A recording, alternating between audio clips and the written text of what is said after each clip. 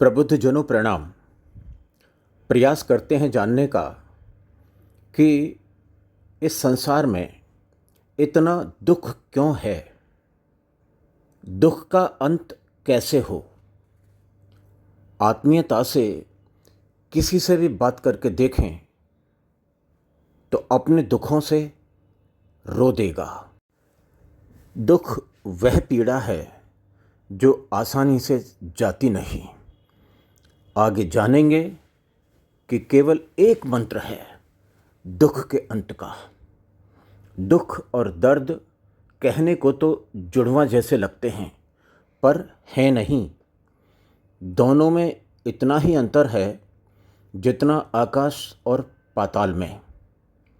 दर्द का संबंध भौतिक तन से है। दर्द का निराकरण तो एक कुछ रुपयों में आने वाली पेन किलर गोली से हो सकता है। ये दुख क्या है?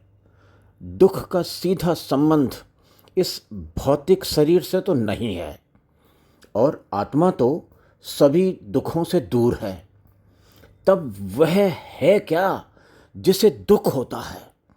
आत्मा और स्थूल शरीर को जोड़ने वाला ज्ञात सेतु बुद्धि और मन है। इसी सेतु के द्वारा संभवतः दुख का आभास होता है। वैसे तो यह सेतु बुद्धि और मन से बना है, जो कि दोनों ही भौतिक अवयव हैं। यह दोनों मोक्ष तक आत्मा पर बोझ के रूप में सूक्ष्म और कारण शरीर के माध्यम से जुड़े होते हैं। ये तो हुई संक्षिप्त सी बात कि दुख है क्या।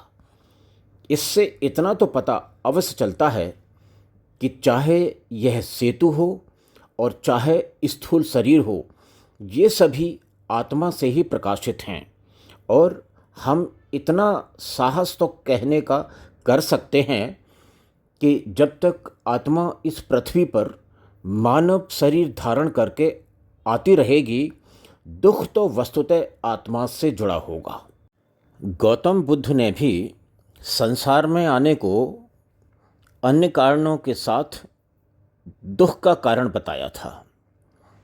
जैसा कि पहले बात की गई है कि एक मंत्र है दुख के अंत का। सृष्टि के आदि से आज तक सभी हीलर्स ने रास्ते बताए हैं, रास्ते दिखाए हैं। ये सब बातें आप सभी जानते हैं। कहते तो ऐसा है कि इस संसार में कोई भी ऐसा मानव देहधारी नहीं जिसने दुख ना झेला हो। दुख तो शरीर धारण के साथ ही आएगा।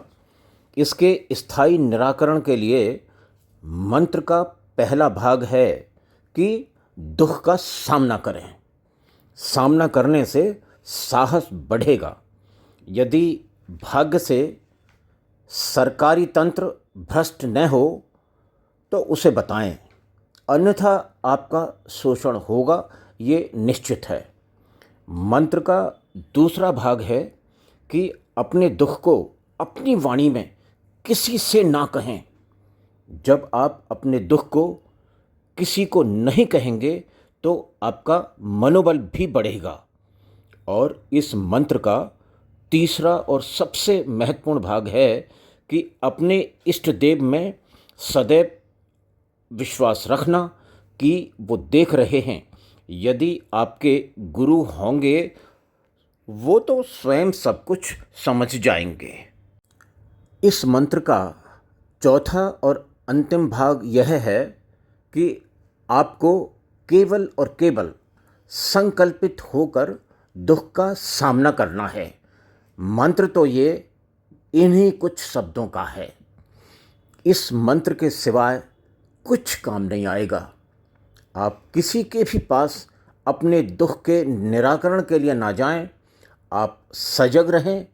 यदि आपने अपना दुख भ्रष्ट सरकारी तंत्र को बता दिया तो याद रखें, दुनिया भर में अधिकतर सरकारी तंत्र के ठेकेदार जेफरी एपस्टीन पाले रहते हैं।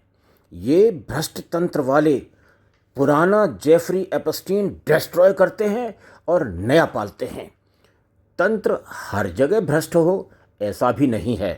अभी भी कुछ दिव्य आत्माएं हैं जो जिद करके परमात्मा से भी अवसर मांगकर धरती पर मानव देह धारण कर उतरी हैं दुखियों का दुख हरण करने को। एक जेफरी एपस्टीन तो क्या, यदि करोड़ों जेफरी एपस्टीन भी इन दिव्य देहधारियों के आभा मंडल को षड्यंत्र रचकर भी मैला करने का प्रयास करेंगे तो नहीं कर सकेंगे। हाँ, तो बात चल रही थी कि इस मंत्र को लागू करें कि आपको दुख का हर हाल में सामना करना है। ये संभव है कि दुख जीवन यात्रा को हर प्रकार से बाधित करेगा, पर आपके इष्ट देव में अटूट आस्था आपको टूटने नहीं देगी। जब भी अपने इष्ट देव में आस्था की डोर कमज़ोर पड़ती है, दुख का ब्लैक होल घेर लेता है। अपने गुरु को परमात्मा का साक्षात स्वरूप मानना, ये ब्लैक होल आपको खींच नहीं पाएगा। इससे आगे का वृतांत यह घटेगा कि दुखों का सामना करते करते एक पल वह भी आएगा जब जादू घटित होगा।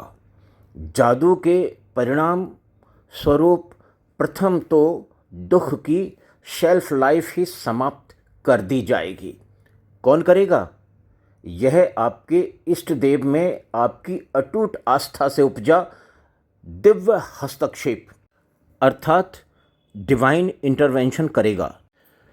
याद कीजिए, सृष्टि के आदि से आज तक का एक अति मार्मिक विवरण, जिसमें सतयुग में महाराजा हरिश्चंद्र ने अपनी धर्मपत्नी महारानी तारामती से उनकी पहनी हुई साड़ी का आधा भाग शमशान घाट पर टैक्स के लिए मांगा था।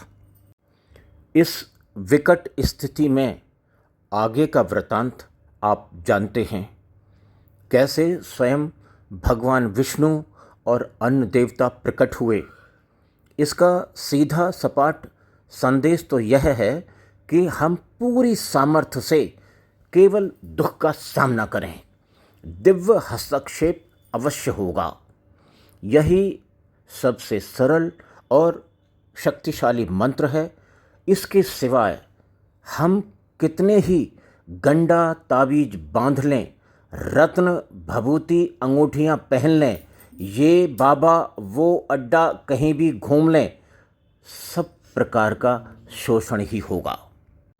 जादू करने की सामर्थ्य केवल परमात्मा की कृपा का विशेष क्षेत्र व अधिकार क्षेत्र है। कोई भी अड्डेबाज कोई जादू नहीं दिखा सकता। अड्डेबाज लूट का धंधा बनाए हुए हैं। जादू अर्थात मैजिक, अर्थात जो प्रकृति के सहज नियम को तोड़ता हो। दुनिया भर में जितने भी मैजिशियन शो करते फिरते हैं, ये प्रकृति के किसी एक भी नियम को नहीं तोड़ सकते। ये सभी धंधे अपनाए हुए हैं। प्रकृति के नियम को वही तोड़ सकते हैं जो प्रकृति के स्वामी हैं, या फिर आप प्रकृति के नियम को तोड़ पाएंगे उन्हीं परमात्मा की कृपा से। ये अवश्य संभव है। जो घोषणा करके प्रकटीकरण करेगा वह कृपा से वंचित हो जाएगा। अल्प बुद्धि से यही ज्ञात पड़ता है कि दुख का सामना करो बस। आप सभी विद्वान जन हैं। इस अंक की विषय वस्तु से भिन्न कोई मार्ग हो तो आप सुझाएं, आपका आभार होगा। आगामी अंक तक के लिए आपको आदरपूर्वक प्रणाम। आपका सहयोग अकल्पनीय है।